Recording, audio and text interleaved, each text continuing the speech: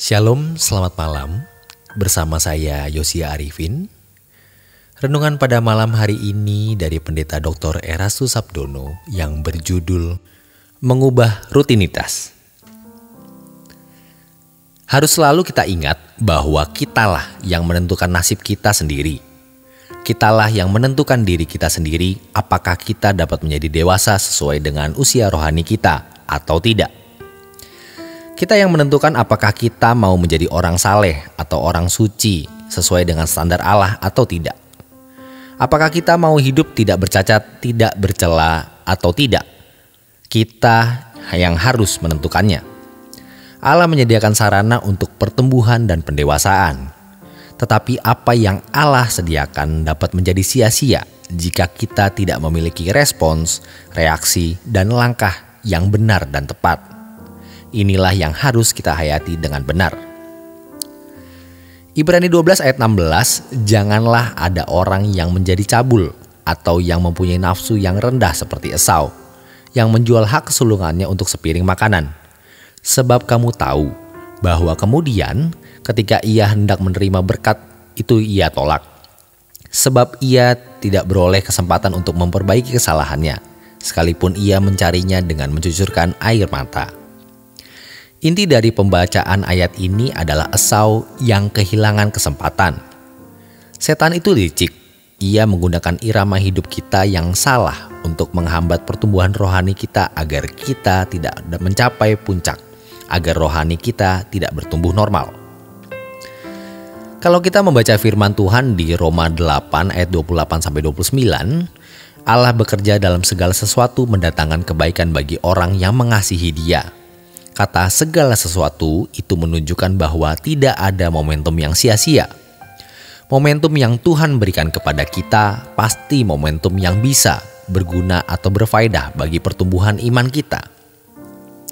Tetapi iblis menggunakan irama hidup kita yang salah agar kita terhambat bertumbuh, tidak bertumbuh secara normal. Kadang-kadang juga mengacau dengan pemikiran yang sesaat. Seakan-akan pertumbuhan mental itu sama dengan pertumbuhan rohani. Rohani yang bertumbuh pasti mental bertumbuh. Tetapi mental yang bertumbuh belum tentu rohani bertumbuh. Sebab pertumbuhan mental di mana orang menjadi makin dewasa, makin bijak, makin arif secara umum itu juga bisa dimiliki oleh semua orang seiring bertambahnya usia. Tetapi menjadi makin rohani artinya makin sepikiran dan seperasaan dengan Allah.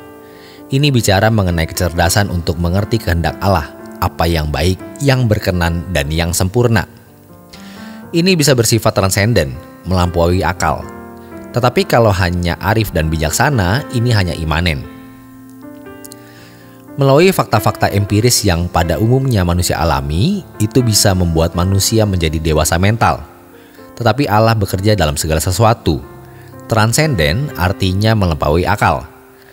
Allah akan berkarya di situ, supaya anak-anak Allah yang terpilih ini menjadi dewasa, sempurna seperti Bapa.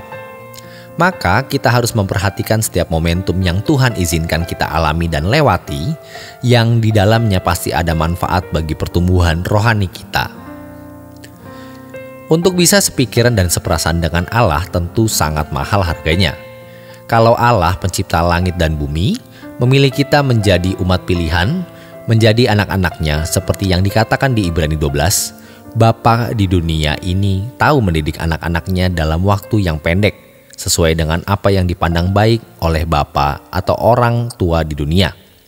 Demikian juga Bapa di surga menghajar orang-orang yang dikasihinya supaya ia beroleh hidup dan mengambil bagian dalam kekudusannya. Ini perlu tindakan Allah, transenden. Transenden itu artinya melampaui akal. Tetapi kalau yang tidak melampaui akal artinya imanen. Memang fakta-fakta empiris, pengalaman-pengalaman hidup yang dialami manusia bisa menjadi pelajaran sehingga manusia bisa menjadi bijak, arif, dan mencapai kedewasaan mental.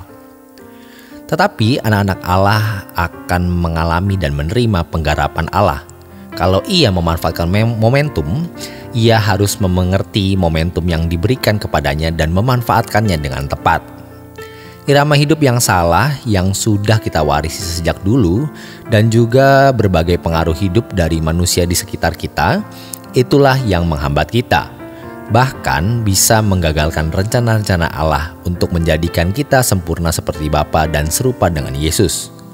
Sehingga kita bisa saja menjadi dewasa mental, tetapi tidak bisa sempurna seperti Bapa. Oleh sebab itu, irama hidup kita harus diubah.